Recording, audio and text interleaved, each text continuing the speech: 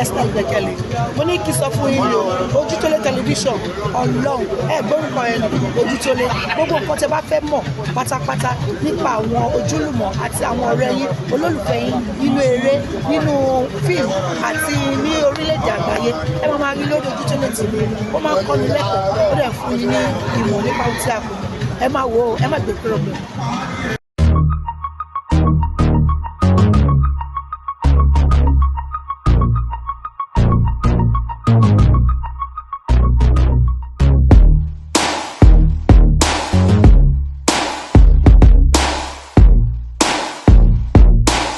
lásìkò ìyá síwájú ń kó wọn ẹ bá wa fi àdúrà darí ra gbẹgẹsì bá wa ṣàpèjúwe ara yín fáwọn alẹ. ọba ayérayé àjíǹde olùgbàlà agbẹyìnga ayìnlógo aṣèyínlọba àwọn ọba òbíríkìtì ajípọ̀ ọjọ́ ìkúdà yágbóyájú ọkùnrin ogun Ọlọ́run gba ọpẹ́ wa ẹni ńlá ní Síónì Olúwa gba ìyìn wa àwa pàbírísẹ̀ lábẹ́ àpótí tìsẹ́yìn Jèhófà fàánú dáríjì Ọlọ́run tó pọ̀ nípa àti agbára kó yà wá sí mímọ́ ọwọ́ Olúwa ni mo pè kó darapọ̀ mọ́ orílẹ̀-èdè yìí láti gbogbo orílẹ̀-èdè sí orílẹ̀-èdè tẹ́ ẹ ti ń gbóhùn mi lónìí àṣẹ Olúwa kó darapọ̀ mọ́ ìmọ̀ òkùnkùn kó di asán ọwọ́ ajẹniníyà kó dòkú kẹ̀ẹ̀dẹ̀ padà gbégbó ọpẹ́ káláyọ̀ ká wáyìn Jésù Olúwa wa. ìyá wa ọ̀tẹ̀ tó ọjọ́ mélòó gan lẹ ti wà á lè má jẹ̀mú lẹ́yìn báyìí. a máa parí májẹ̀mú yẹn ní ẹni ló pé on the 20. Ìlú pé 20 days. láti wà nínú ilé májẹ̀mú a máa mú gbogbo wá sí ìparí ní ọjọ́ sátọ̀dé. ọjọ́ sátọ̀dé yìí lára àwọn fọ́nrán tẹ́ ṣe lọ ẹni àwọn ìjì ajá ní òkè òkun pé nǹkan máa ṣẹlẹ̀ kan máa kán ó máa ti ń kán lóòótọ́ nǹkan lára àwọn fọ́nrán tẹ́ ṣe náà lẹ́sìn sọ pé ìjì ajá lórílẹ̀‐èdè yìí ìjì ń jà báyìí yàrá kí gan-an nìkan tẹ́ wá ní fún wa gan lé ní pàtó. àdúrà wa gba ìlérí Ọlọ́run máa ṣe mọ́ wa lára nígbàgbà tí àdúrà májẹ̀mú àánú máa fọhùn ní òkè òkun wọ́n máa gbàdúrà dáadáa o arákùnrin mo ti sọ lákọ̀ọ́kọ́ wọ́n máa rọ̀ lóyè wọ́n fẹ́ fa ìlú yẹn mọ́ ni wọ́n rí pé ìgbẹ̀yìn àbáwọn ló máa padà kẹ́yìn ìmọ̀ta ò ní ṣẹlẹ̀ wá lórí Olúwa ní gbogbo àwọn ènìyàn tó wà lọ́run Olúwa ní kán lọ́ọ́ máa fò fáyọ̀ torí pé òun ti ṣẹ́gun ńlá fún un lọ́lọ́run àwọn ọmọ ogun sọ ọ̀gbẹ́ni tó bá ní Ọlọ́run kó gbàgbọ́ pé òun ò ní pàdánù nínú ìrìn àjò 2025 yìí Olúwa sọ fún mi pé 2026 lórílẹ̀‐èdè Nàìjíríà yìí ó máa ní agbára o ó máa ní agbára o mo dẹ̀ gbàgbọ́ pé nípa gbígbàdúrà Olúwa ní kí gbogbo wa lọ fi ìmọ̀ ṣọ̀kan máa pẹ́ gbọ́n lẹ́sìn mẹ́sìn Olúwa ní kí wọ́n lọ fi bú ní orílẹ̀‐èdè yìí adẹ́dá aṣẹ́dá sọ fún mi pé ọ̀pọ̀lọpọ̀ ìjà ni mò ń wò tó fẹ́ ṣẹlẹ̀ yìí o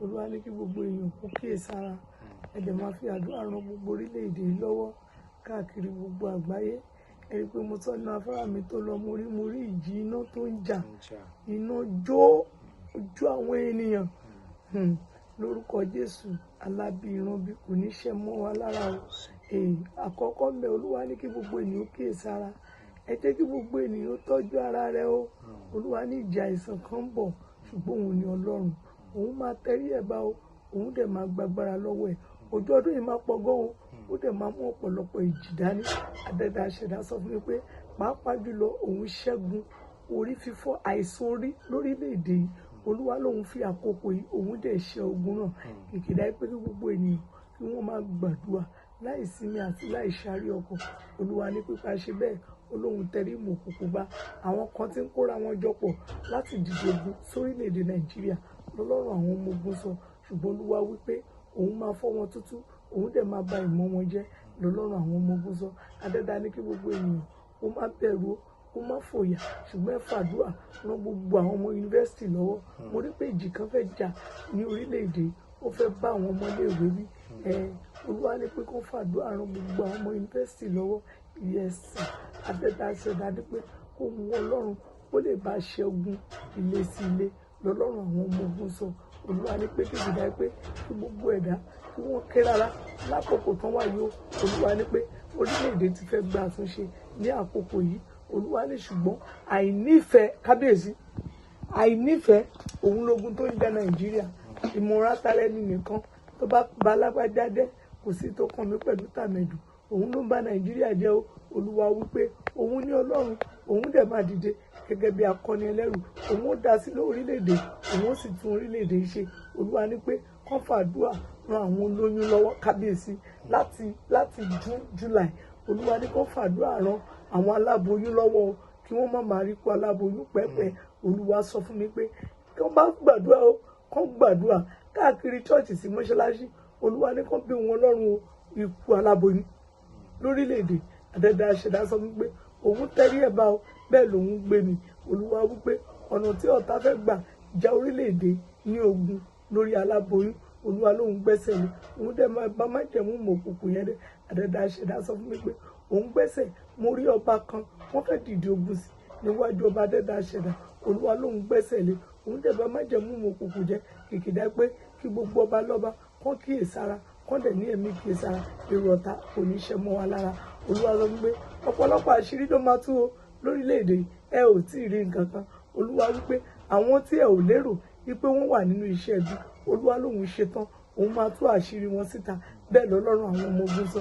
Ẹ rí pé àwọn ìran àwòrán kan tó kọjá Olúwa lọ́pọ̀lọpọ̀ àṣírí àwọn wòlíì ló máa tú ọ̀pọ̀lọpọ̀ àṣírí àwọn èèyàn ló máa tú o. Olúwa sọ fún mi pé ìkìdá pé kéèyàn kó dúró ṣinṣin níwájú òun Ọlọ́run. Olúwa ní ká fi ìfẹ́ ṣe orílẹ̀-èdè yìí o. Ó nítorí pé ìfẹ́ lákọjá òfin ó ní gbòǹgbò tó lágbára jù òun ní ìfẹ́. Ó ní ìfẹ́ yẹn gan-an làwa sọnù lórílẹ̀-èdè yìí làwa wò pé kí la sọnù táwọn wá kiri. Olúwa sọ fún mi pé àwọn kan dẹ̀ dó ní kọ̀ọ̀kan wọ́n dó láti fìyà jẹ àwọn mẹ̀kúnnù lórílẹ̀-èdè ní 2025/2026. Àdẹ́dà aṣẹ̀dá sọ fún mi pé òun gbá májẹ̀mú ọ̀tá jẹ́ o òun dẹ̀ sọ mọ̀tá dé asán òun bá májẹ̀mú òfò jẹ́. Òfin ńlá kan máa dìde sí àwọn ọmọléèwé ní orílẹ̀-èdè yìí lọ́lọ́run àwọn ọmọ ogun sọ. Òfin ńlá ni o òfin ńlá ni ó máa mi létoko á mi olówó á mi tálákà á mi aláìní. Olúwa wípé kìkìdá pé tó bá ti képe òun Ọlọ́run ó sì ṣe ogun náà àlàáfíà ni. Ìyá wa àti ẹ̀fẹ́ kẹtẹ̀ bá wa ṣàdúrà bí kẹtẹ̀ fún wa prayer point kan tẹ̀mí darí kẹ fáwọn aráalé torí tá a bá ní ká wo orílẹ̀-èdè yìí kankan ẹni tó rí jẹ tẹ́lẹ̀ gan orí jẹ́ mi ẹni tó rí mu kò rí mu mú gbogbo kankan rí bákan náà àmọ́ àwọn èèyàn fẹ́ ìtúsílẹ̀ ẹ bá wa fi ẹnu àṣẹ ṣàdúrà fáwọn tó ń wò yín. Ipa tó bo nípa agbára nínú agbára àwọn èèyàn lórí ọ̀fẹ́ láti pè mí ní ọ̀la sí Sátọ̀dé kí n tó fohùn kóhun kan ẹnu. Àwọn tó bá máa pè mí yẹn kò sílùú téèyàn dé láyé tí ò ní rágbọ́n àgbọn kan ṣoṣo nìkan mú dání. Màá pẹ̀dẹ̀ ka sáàmù màá sọ sáàmù tó máa pè sínú àgbọn yẹn tí wọ́n máa kà sí.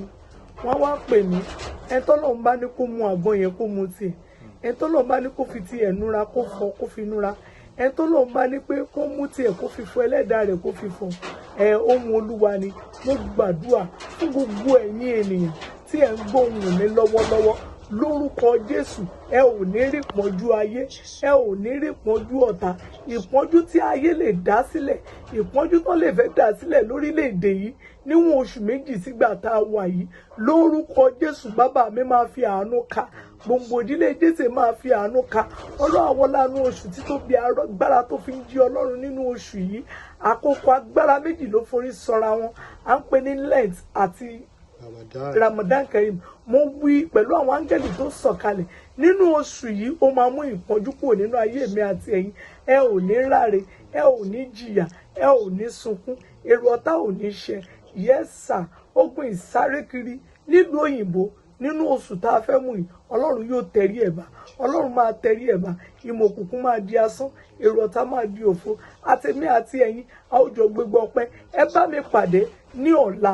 ẹ bá mi pàdé ní ọjọ́ Sátọ̀dé ní orílẹ̀-èdè tó wù kẹ́ ẹ lè wà ẹ pè mí mo máa dá yín lò bí Olúwa Ọlọ́run àwọn ọmọ ogun ti ń wí bó sì ti ń ṣe gẹ́gẹ́ bí àṣẹ rẹ̀ lórúkọ Jésù àtẹ̀mí àti ẹ̀yin a ó rí ìtúsílẹ̀ ẹni tó ní disappointment ẹni tí ò rí ìwé ìgbélú ẹni tó ń wá ọkọ àtẹni tó ń bẹ Ọlọ́run fún ọmọ àwọn yìí ni kán bá mi pàdé lọ́lọ́run àwọn ọmọ ogun sọ àwọn tí mo fẹ́ ṣiṣẹ́ yẹn fún nìyẹn àwọn kan máa lórí ọ̀fẹ́ láti dá omi àgbọn yẹn sínú òróró ntọ́lọ́run bá mi sọ lórí ẹnì kankan òun náà ni máa ṣe mo gbàdúrà lórúkọ Jésù arúgbó alákìísà tí ń fi ògo yín lọ́jà ọ̀run máa gbàgbára lọ́wọ́ rẹ̀ àjíǹde máa gbàgbára lọ́wọ́ rẹ̀ ogun tó ní bó ti lọ́ọ̀dún òyìnbó ló máa padà lọ́wọ́ òfo.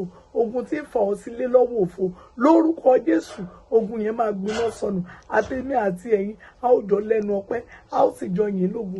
Ìlérí Ọlọ́run máa ṣẹ, orí bẹ́ẹ̀ kò yí padà. Jésù Olúwa wa. Báwo gan la ṣe lè kọ sí ìyá wa? Phone number mi ni 08026040244. Second line mi ni 09061346865. Lórúkọ Jésù, ìlérí Ọlọ́run máa ṣẹ. Àánú Ọlọ́run máa ètèmi àti ẹ̀yin a ó rí àánú Ọlọ́run gbà. Ojú rere àti àánú Ọlọ́run yóò máa tẹ̀lé wa, kò ní padà lẹ́yìn wa.